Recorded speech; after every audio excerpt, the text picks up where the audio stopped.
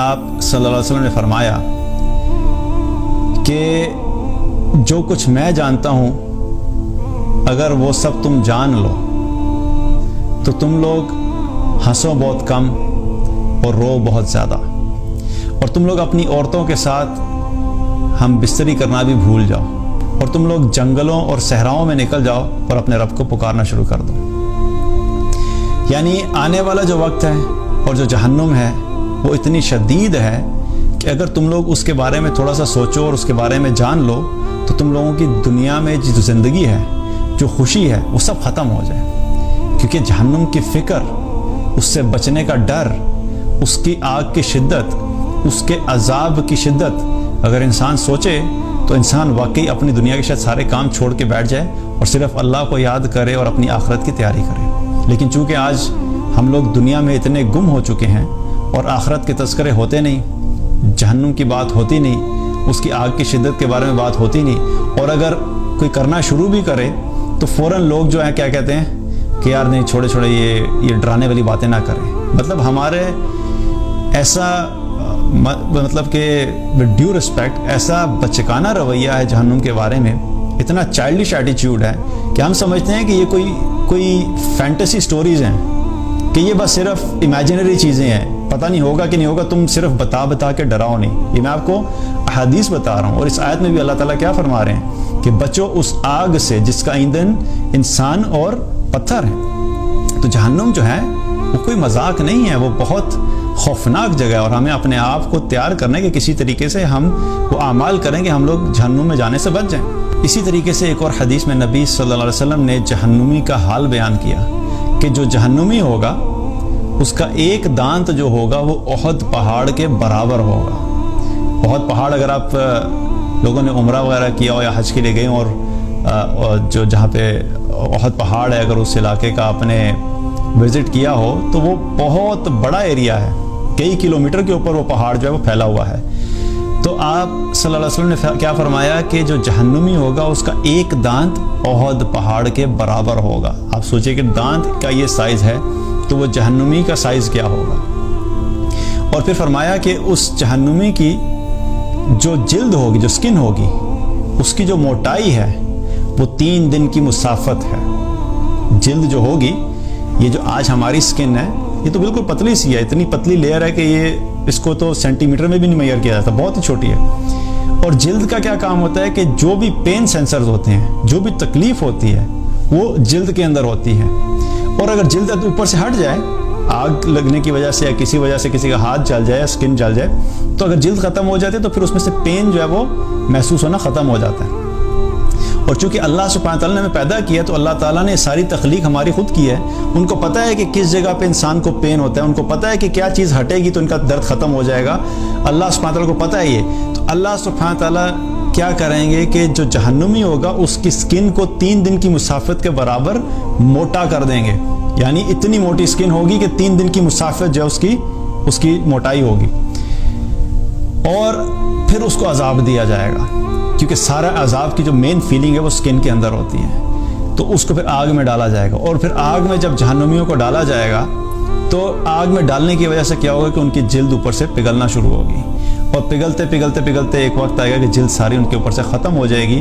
और उनकी सिर्फ हड्डियाँ रह जाएंगी। और फिर अल्लाह सुब्हानहू तआला हुक्म देगा, दोबारा सारे का सारा जिस्म उसी तरीके से बन जाएगा और अजाब फिर दोबारा से वहीं से शुरू किया जाएगा। अल्लाहुम्मा अजिरना मिनन नार, अल्लाह ताला हम सब की हिफाज़त फरमाए। तो ये जो जहन्नुम में चले जाना है, कोई शख्स अगर चला जाता है तो ये कोई छोटी बात नहीं है या कोई आसान सी बात नहीं है जिसको हम बड़ा लाइट ले। इस तरह की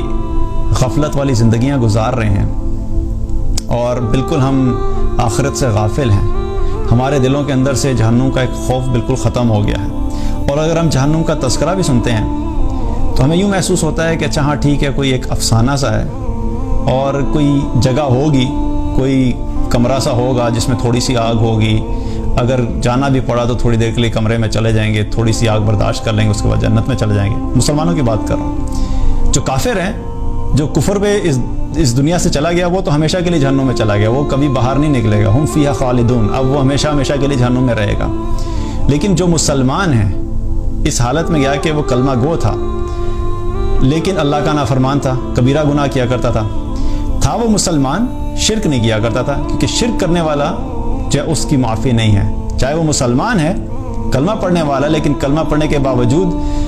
جانتے ہوئے یا لا علمی میں، دونوں صورتوں میں اگر وہ اللہ کے ساتھ شرک کر رہا ہے تو شرک کرنے والے کے لیے اللہ سبحانہ تعالیٰ کا واضح قانون ہے۔ اللہ تعالیٰ نے کیا فرمایا؟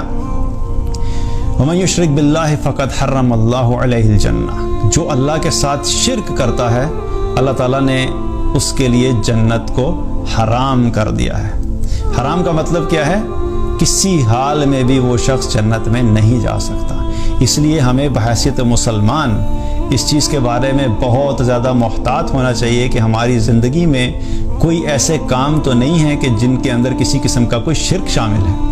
کئی دفعہ ہوتا ہے کہ بہت سے لوگ لا علمی میں کر رہے ہوتے ہیں، وہ نہیں اس کو سمجھتے کہ یہ شرک ہے، لیکن وہ شرک ہوتا ہے۔ اس لیے بہت ضروری ہے کہ قرآن کو سمجھنا، سمجھ کر پڑھنا، اہل علم سے دین کے اعتبار سے کوئی بھی عمل کرتے ہوئے یا کرنے سے پہلے علم والوں سے پوچھ لینا کہ یہ جو میں دین کا عمل کرنے جا رہا ہوں کیا اس میں کوئی شرک والی بات تو نہیں ہے، تاکہ ہم اپنے آپ کو اس سے بچا سکیں۔ تو کیا ہے کہ جو تو کافر ہیں وہ تو ہمیشہ کے لیے چلیں گے جہنم میں، اور جو مسلمان ہیں، کلمہ گو ہیں لیکن اللہ کے نافرمان تھے اور بغیر توبہ کے گئے تو وہ بھی جہنم میں جائیں گے، لیکن اپنی سزا کاٹنے کے بعد ایک نہ ایک دن جہنم سے نکال دیے جائیں گے، پھر اللہ سبحانہ تعالیٰ ان کو جنت میں بھیج دے گا۔ لیکن جو جہنم کا جو وقت ہے جس کو ہم سمجھتے ہیں کہ بڑا ہی کوئی آسان سی چیز ہے یا تھوڑی سی ایک واک ان دا پارک کی طرح ہوگا کہ بس گزر کے چلے جائیں گے، ایسا نہیں ہے۔ جہنم کے بارے میں اگر ہم تھوڑا سا پڑھنا شروع کریں تو انسان کے رونگٹے کھڑے ہو جاتے ہیں۔ ایک مرتبہ نبی صلی اللہ علیہ وسلم کے ساتھ چند صحابہ موجود تھے، تو صحابہ نے بہت زور کی آواز سنی، تو جب وہ آواز سنی تو انہوں نے نبی صلی اللہ علیہ وسلم سے پوچھا، اے اللہ کے رسول صلی اللہ علیہ وسلم، یہ جو آواز آئی یہ کس قسم کی آواز تھی، کس چیز کی آواز تھی؟ بڑی زوردار آواز تھی۔ تو آپ صلی اللہ علیہ وسلم نے فرمایا کہ آج سے 70 سال پہلے جہنم میں ایک پتھر پھینکا گیا تھا اور وہ 70 سال سے اس جہنم میں گر رہا تھا، اب جا کے وہ جہنم کی تہہ میں جا کے پہنچا ہے جس کی وجہ سے آواز آئی ہے۔ 70 سال کی گہرائی ہے جہنم کی، یعنی اس کے اوپر سے پتھر پھینکا جائے تو اس کی تہہ میں پہنچنے کے لیے پتھر کو 70 سال چاہیے، اتنی گہرائی ہے جہنم کی۔ اسی طریقے سے ایک اور حدیث میں آتا ہے، نبی صلی اللہ علیہ وسلم نے فرمایا کہ جہنم کی آگ دنیا کی آگ سے 69 گنا زیادہ شدید ہے، یعنی جو دنیا کی آگ ہے اس کا اگر آپ ٹیمپریچر دیکھیں، یا اس دنیا میں جو زیادہ سے زیادہ آگ پروڈیوس کی جا سکتی ہے اس کا جو ٹیمپریچر جاتا ہے وہ 2000 ڈگری تک جاتا ہے، جو کہ آرٹیفیشلی بھی پروڈیوس کی جاتی ہے مختلف قسم کی ویلڈنگ کے لیے اور ان کاموں کے لیے جو یوز کیے جاتے ہیں۔ فلیمز وہ بہت تیز ہوتے ہیں، ان کا ٹیمپریچر بہت ہائی ہوتا ہے۔ جو ہمارے گھروں میں عام آگ استعمال ہوتی ہے جو ہم چولہوں کے اندر یوز کرتے ہیں کھانا پکانے کے لیے، یہ آگ اس کا ٹیمپریچر کوئی بہت زیادہ نہیں ہوتا، لیکن جو فلیمز ہائی فلیمز ہوتے ہیں، بہت تیز فلیمز ہوتے ہیں، ان کے ٹیمپریچر بہت زیادہ ہوتا ہے۔ تو آپ صلی اللہ علیہ وسلم نے کیا فرمایا کہ جہنم کی آگ دنیا کی آگ سے 69 گنا زیادہ ہے، یعنی دنیا کی آگ کو اگر اکٹھا کیا جائے اور 69 ٹائمز ان کو ملایا جائے تو اس سے جو ہیٹ پروڈیوس ہوتی ہے اور اس سے جو آگ نکلتی ہے، جہنم کی آگ جو ہے اس طرح کی ہے، اتنی شدید ہے جہنم کی آگ۔ تو صحابہ نے عرض کی، اے اللہ کے رسول، انسانوں کو جلانے کے لیے تو یہ دنیا کی آگ ہی کافی تھی۔ تو آپ صلی اللہ علیہ وسلم نے فرمایا کہ ہاں بات تو درست ہے، لیکن جہنم کی آگ دنیا کی آگ کی نسبت 69 گنا زیادہ شدید ہے۔ اسی طریقے سے ایک حدیث میں آتا ہے، نبی صلی اللہ علیہ وسلم نے فرمایا کہ تم لوگ سمجھتے ہو کہ جہنم کی آگ بھی دنیا کی آگ کی طرح ہی ہے، حالانکہ جہنم کی آگ بالکل سیاہ ہے، تارکول کی طرح، یعنی وہ بہت سیاہ آگ ہے۔